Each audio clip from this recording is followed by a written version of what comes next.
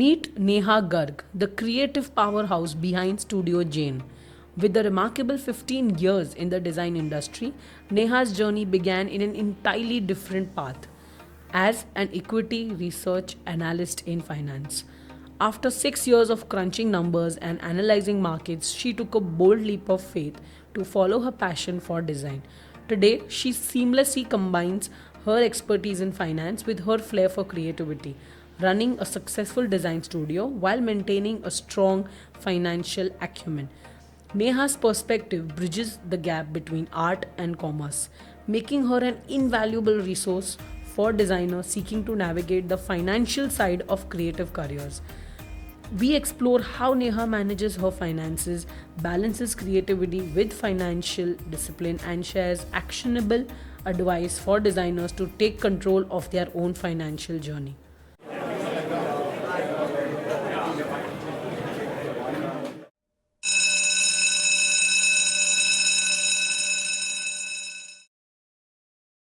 A very warm welcome to Neha Garg from Studio Jane. Thank And you. I am super excited today because you're going to teach us something in finance, and we designers need that, a hell lot of a time. I'm also super excited. Yeah, because this is the problem of, I think, all designers. We always struggle with finances, and we shy away from it. Asking for money, because for us, our design is everything. But that doesn't fill anybody's pockets. A design consultant, one of the very crucial aspect is the finance. And my financial background is like an extra edge. I am in Yeah. fact proud that I had that background and I'm able to cover up this aspect of finance in the design business better, I believe, than few other designers in the market, established designers in the market. So that's why I feel like it's an extra edge with me. Yeah, because 8 to 10 years of experience also in the design industry, people still need a person from the finance background to guide them through it. Asking for money or extracting money. We still need a lot of guidance. So and here you are with that background already, and nothing goes in waste, of course. But what about so how do you set up your? Is it a different method, different approach? How you take up a project? So I'll rather answer your first sentence. You mentioned that even 8 years or 9 years, Yeah, established yeah. designers want to have the financial guidance. Yes. I would say this irrespective of any years of experience. Whether Okay. you are 1 year experience candidate or whether you are 20 years of experience candidate in the industry, financial background is the must because it helps you in kind of cost forecasting. It helps you in understanding your contingencies, financial contingencies, how will you overcome over, and then also it gives you some analytical skills regarding the optimization of the resources. So irrespective of any year of the experience in the industry, we need to have that kind of analytical skill. I'm not talking about only the financial analytical skill. In general, the analytical skill about the business part or the money part of the business, design business. Yeah, I think it's very crucial. Also, like your passion, like you changed your leap of, you took a leap of faith. You changed. Where did you gather the courage to do that? Because none of us are able to like even think about it. Like now, because finance and design are like two opposite ends. Like Oh, I how would did love you? to answer this. Yeah. So it was a very bold, very courageous kind of decision Yeah. what I took. I mentioned you that my first love, right from the childhood, was designing. Okay, and then without the correct guidance, I landed into finance. Correct. But then it was always the hidden love.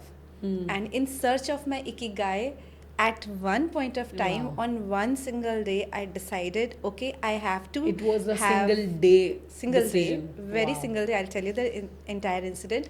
One single day, I decided, okay, my internal happiness has to overtake my materialistic comfort. So I had a lot of materialistic comfort when I was a financial analyst, very good salary, good numbers I was earning, but then internal happiness was not there. I would say my ikigai was not there. Yeah. So in the search of my ikigai, I landed up into this.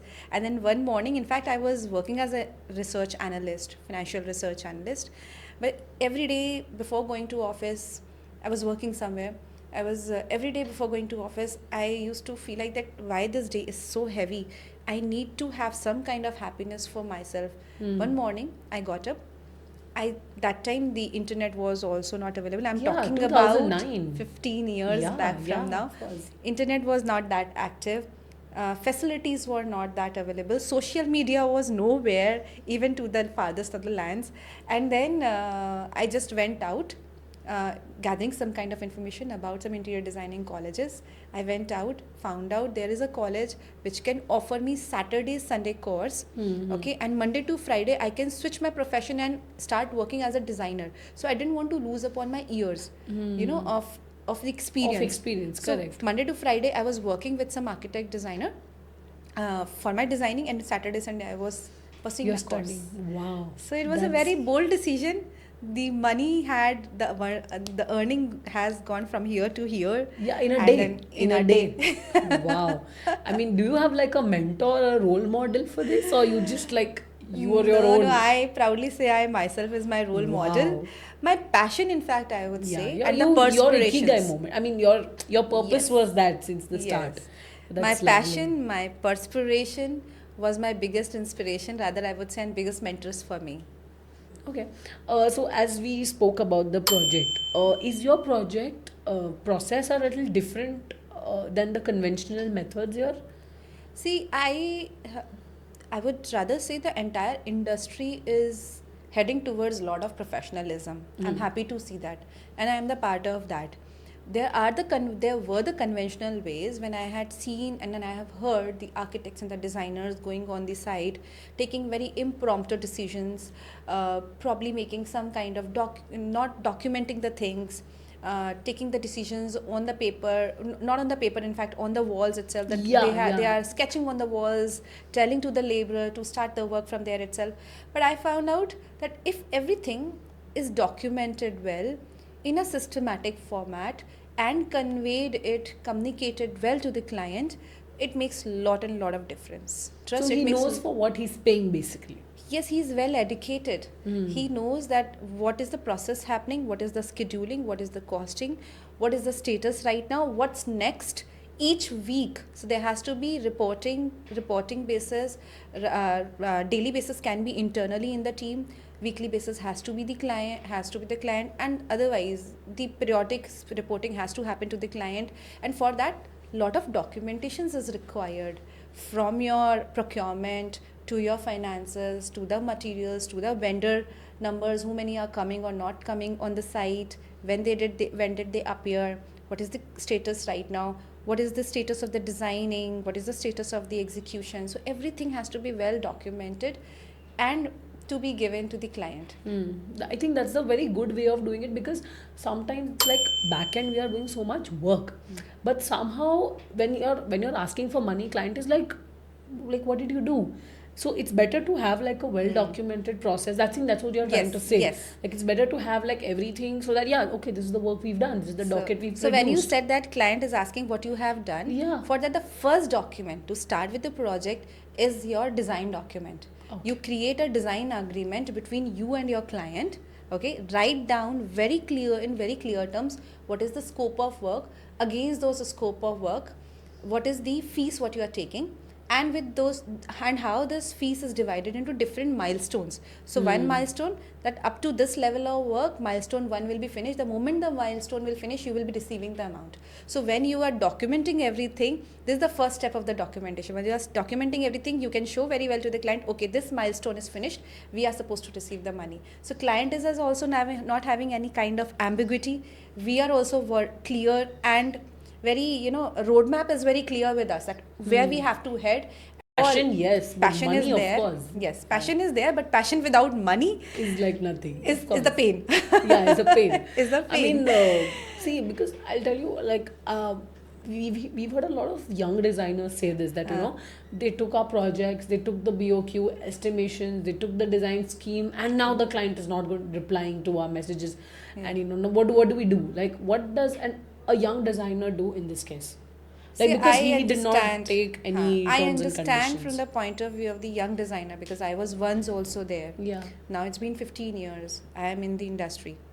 So when I started new, I was very desperate to have the projects. And I can understand the mindset of the young designers. And out of these desperations, what we do, even before receiving any kind of money, we are just out there in the market with our heart. Okay, we can offer you this, we can offer you that, we can offer you the drawings and 3D visualizations without any without any money into it. But then that's not the correct thing. You need to be valuing your own services. Yes. If you will not value your own service, how will the next person, the client, will be valuing your services? How can you expect your client to value your service if you are not valuing your own time, own efforts? I would say, okay, we can have some kind of services to them, but we can always ask them that, okay sir, we are ready to do that. Probably this can be set off when you will be finalizing me. I mean, Yes, for yes, the that's a current good idea. services, this much is the amount, this is the minimal amount, I'm not charging you higher, the minimal amount for the service right now what I'm giving. Once you'll confirm me, I will adjust this against the final design I think that's a fees. very good way of doing it. That once you give a certain idea of the drawing and the estimation, you give out a cost, again nominal as you said, and then once your project is finalized, we'll remove the cost. So it's like a deposit Yes. kind of a thing. That's It's what a you're very trying to say. humble communication what we need to do Yeah. with the client. It's Yeah. not like that we need to be very harsh or ego. Okay, no sir, this is the condition with this. So we are not putting any condition. We are mentioning them very clearly. We are educating them. So these are the services and the time and effort. And I can understand very well you also being into the our. If in at our place you can understand that how valuable is your time and effort. Correct. So is ours. We are ready to do it, but that will be against some consideration. I think that's a very good line you said about educating your client. I think this is what is needed now. Like, because clients believe, designer aake kya karte honge, they're just seeing everything. And what about back end? But back end, it's like so many years you've given, and that's how you're able to visualize it. Visualization is not a non-designer cannot visualize a space. And because we're good at it, but because we've had like years of experience behind it. So I think that is something the clients need to be educated Very much about. educated. Yeah. So I would not say that many a times when client conveys some kind of ignorant sentences, Okay. I never blame them. I feel like somehow they are ignorant. Okay, somehow they are not having some correct form of information or the knowledge with them, and that's why they have been coming with these such kind of reactions from their side. I will not say even responses, reactions from their side. So then it's very important to make them understand, so this is the process, and that is how the documentation, the weekly reporting helps them understanding, okay, even though behind the curtains there were a lot of work happening, आप सिर्फ इतना सा ही देख पा रहे हो, but पीछे बहुत सारा काम हो रहा है, which we have shown you in just small paper, and this takes many number of hours and efforts. And in fact, I would rather say now there are lesser number of ignorant clients because market is so very much open with the exposure, and thanks to Instagram, हर चीज़ तो डालता है that what is happening behind the scene and what is behind what is the entire process. Correct. So I would rather say that thanks to social media, which is helping making this awareness campaign to the client that what actually happens behind the curtain for this very space is aesthetic, beautiful space. Yeah, it doesn't happen with a wand. Yeah, space doesn't happen with a wand. It takes like an army of people to work on it, and even from a minor guy working like a cleaning guy to like a designer, everybody is like working hands-on on site. Everyone. So Neha, tell us, what is your process of building a strong client relationships now that we are talking about educating the client? So I think that the first seed starts from active listening. Okay. This is very important. The communication is the first and the last key. In between there are many things, but then it starts with the active listening. You need to understand their context. You need to understand their requirements, their functionality. Okay, you need to make them being heard and valued for their mindset and their asks. Once that is done, then we can start conveying what we want to convey, and we can envisage for their spaces. So it starts first from the communication. In fact, I would say listening, and then slowly and gradually there are multiple ways of the communication. It can be written communication, it can be documented communication over the mails, formal, informal communications, and then we need to be giving the personalized services to them. It's not like that we need to be very formal, very professionalism to that, okay, these many number of hours only, these many number of materials to be shown to them, only these many number of the drawings to be given. No, it doesn't happen like that. We need to be giving a very tailor-made solution to them. We need to be making them very comfortable, and that is why I always say it's a partnership between a design consultant, a client, and the contractor. We three are the stakeholders who are equally responsible for that project. And if that partnership, it has to be a very beautiful relationship between these three points or nodes. If anywhere somebody goes wrong, the project goes in vain. It's not a successful project. So I believe in a lot. It has to be a beautiful partnership between us and the client. I think that's the professional approach one should take. Like, building a partnership, building a good communication, building a language, a code. I There think has that to be correct balance between the Yeah. professionalism and the personal relationship with the you client. can't be very stringent and rigid as well. Correct. You have to be a little soft, but at the same time firm. I mean, it has to be a balance, which is again difficult to maintain. Like, because you are from a financial background, I mean, it does. I think it affects a lot because you've been that. You have that mindset. You know how money works. Most of our designer, in our architecture colleges, money was not even a question till like what, the 4th year or the 5th year when we started internships. Money was never a picture. Even if the projects we make, they're all like ambitious project. Nobody thought about the money aspect of it, that जो हम project हमारे architectural design में बना रहे, is that project going to be feasible? What about the feasibility of the project? ठीक है, there's no client, it's an imaginary client, but again, what about the money part of it? Nobody taught us that. Nobody taught us So that. I don't think it's still there in the curriculum. I would say that that's a lacuna in our curriculum. Yes. That we are teaching them the design aspect, the aesthetic aspect, the functional aspect of a project. That is from the giving side. What is from the taking side? Yeah. What is from the taking side, which also needs to be taught to the designers, that okay, this is something, if you are giving, you shall also be receiving this, against that or with respect to that. Do you like educate students as well? I do. I proudly wear a Yeah. badge of being an educator, and I tell you, there is a reason for that. So when again I go back to my first sentence, when I landed into finance, okay, that was without proper guidance and the mentorship. And when I again landed back into the designing, which was my first love, I started on my own without any guidance, without any mentorship, and it was a very hard time for me that time to start a designing business. It was like the most testing times. I believe there has to be some mentor, some kind of guidance to these young designers. If they were given such kind of guidance, they would be progressing in their life earlier. Okay, which took me 15 years to come to this level. If I were having a proper guidance, I would have done it in 7 years span only. Yes. I feel that if I can be a little, if I can be a little guidance to them, I would be privileged enough if they can be. So this is what your focus is in your finance. Like, do you like educate about finance in a curriculum? Like, you come in as a design financial expert. Education is finance is one of the part of the education. So designing is, I would say rather like this. Designing is a business. Okay. When we are giving some kind of service. So apart from your domain expertise, which is the designing, we also have marketing, we also have finances, we also have administration, we also have communication. Okay, these 4 aspects of the business. Who will be giving them the education for this?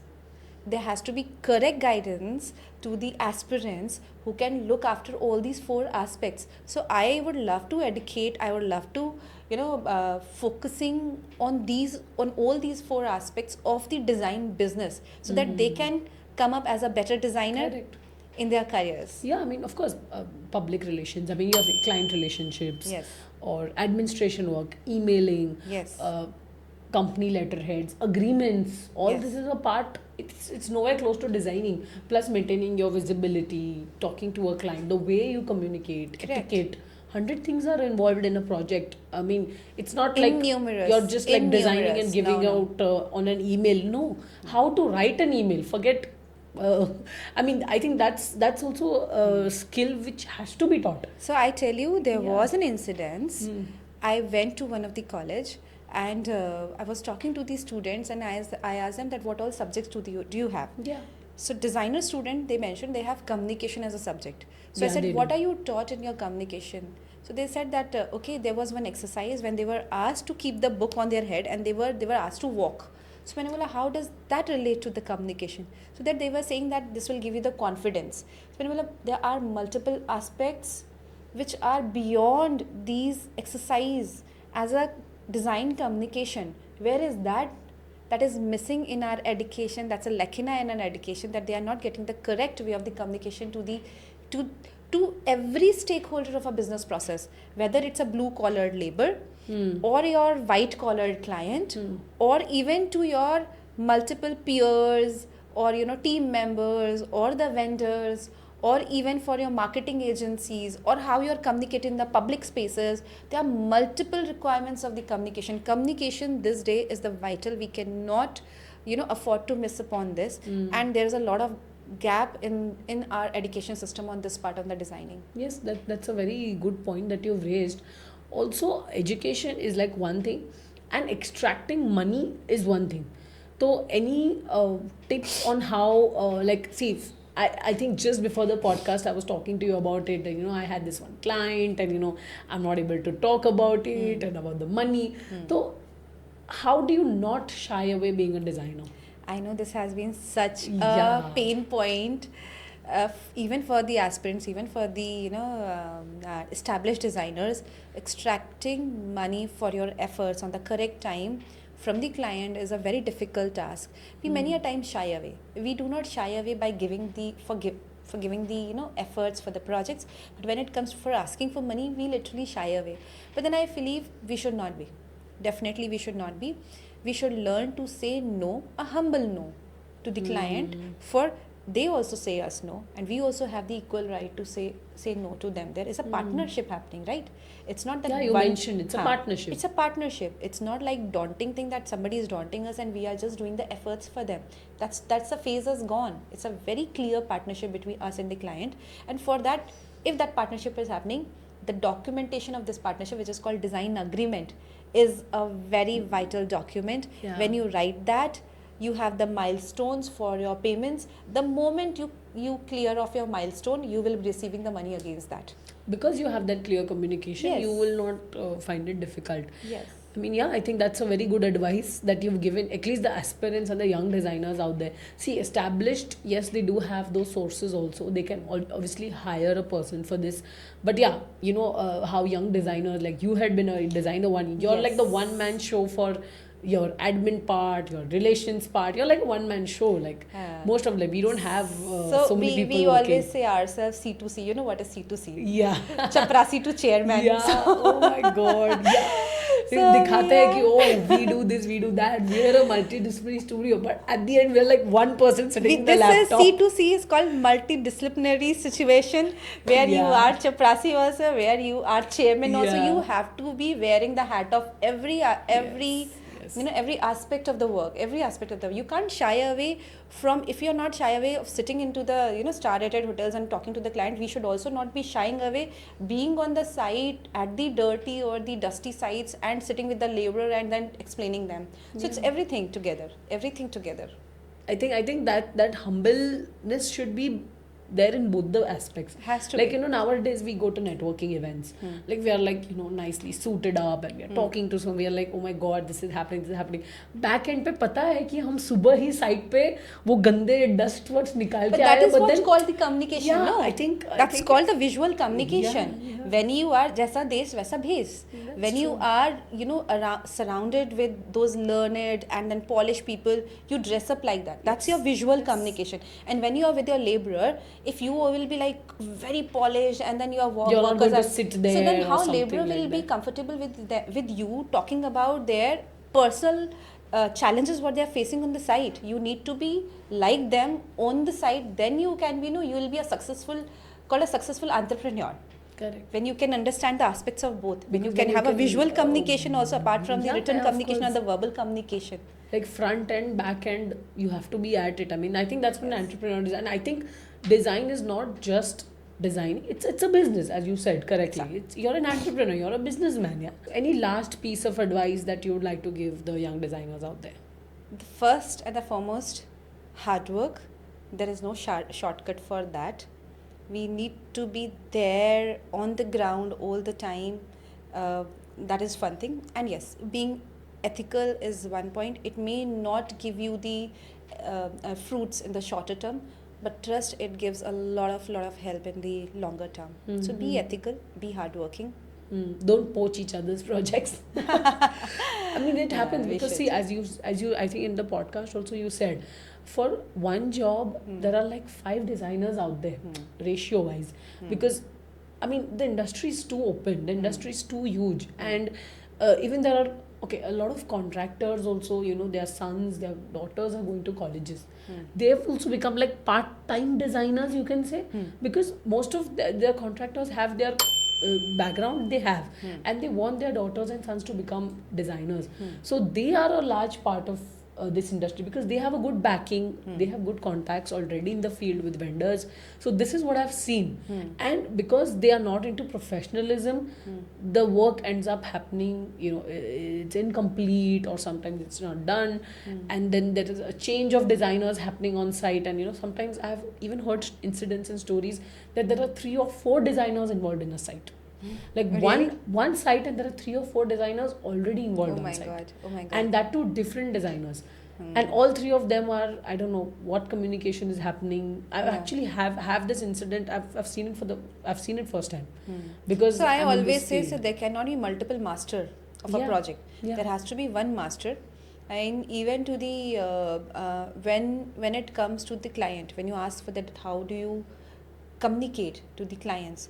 So this comes by after some experience. I'll not say that even the new aspirants I'll start speaking this to the clients, because once you have experience, you are kind of that you're given that kind of little respect in the in the industry. Yeah. That is in general, okay, that is in general accepted by everyone. So once after holding so many years of experience, I felt like we need to be communicating to client very clearly, like there can be only one master. Either I from your family, give me one person who will be taking the final decision. I From think my that's side, key, because there are too many decision makers in a yes, project. they Yeah. can discuss amongst themselves, but there has to be one point of communication from Yes. their side, Yes. and there has to be one communication point from our side. There can be master from there, one master from their side, one master from our side, and that is how we are doing the partnership, okay? But there cannot be multiple masters. Yes. If there will be multiple masters, the broth will be spoiled.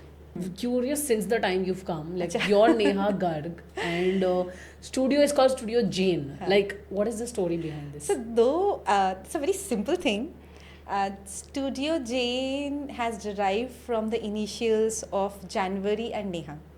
So January being my birth month, and January astrologically is also the month of ambition, creativity and purpose. And Neha means love. So that gives the sense of little warmth, empathy, and that poetic artistry to the project. What can be a better combination of purpose and the love and the empathy in the project? And that is how That's I a very cute framed the name, Studio Jane. Yes. What's your vision like? Where do you want your company to grow? How do you want it to grow? Do you have a vision?